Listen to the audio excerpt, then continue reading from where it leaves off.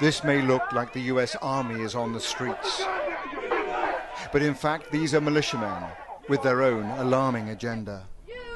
We were witnesses to this extraordinary development, a major US city in the hands of self-confident and heavily armed militias, with police and civic leaders nowhere to be seen.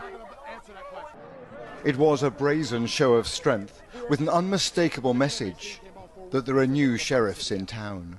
Rioting and burning and looting is not going to answer that question. Angry Viking is a militia commander who told me he wants dialogue. And we're here just to protect the building. That's it. And we're here to do this. Meet and talk.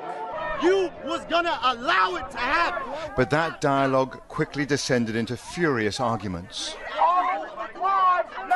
Black Lives Matter activists, who have held a vigil here for 100 days, say the militias are a pure provocation.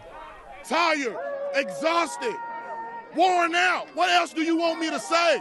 Do you think it'll end up as a fight? Yes. People are going to die, bro. People are going to die. I don't know who's going to be. Which militia are you from? Many of these disparate groups Which militia are you from? had no interest in identifying Excuse me, themselves. sir. Which militia are you from?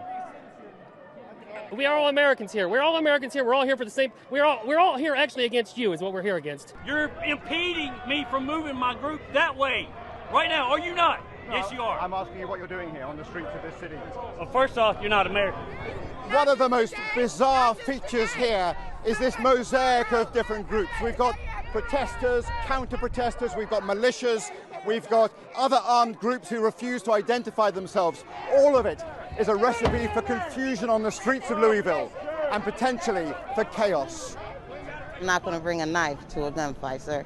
And here's the danger. Americans are arming up. Nadia Ford, a grandmother, arrived here with multiple weapons to confront the white militia. We've tried peaceful for years upon years, and it has gotten us nowhere. They murder us for being peaceful.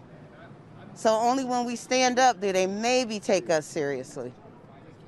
And that's what we're going to do. We're going to stand up against this hate in America.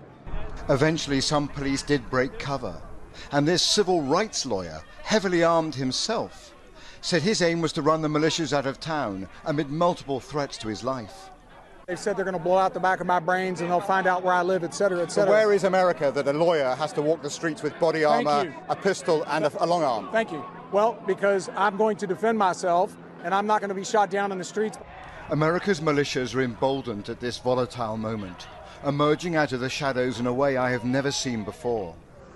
When I move you to the street, you will load your weapon. What? A few miles up the road, we saw a whole new phenomenon. Y'all say you soldiers? An African-American militia with hundreds of troops. They have a black nationalist agenda. Hand on the shoulder of the person in front of you. It's as much a cult All right, take. as a military formation.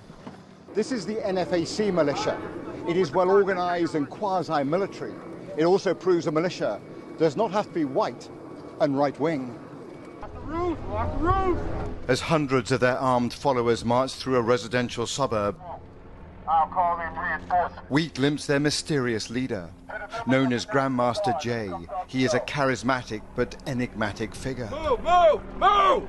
Clear out! Fearing assassination, his bodyguards surround him at every moment. Jay's moving back, y'all. Jay's moving back. What is clear is that these militias have a new swagger. While the election campaign gathers pace, other forces are showing they will fill the security void after this long summer of protests and violence.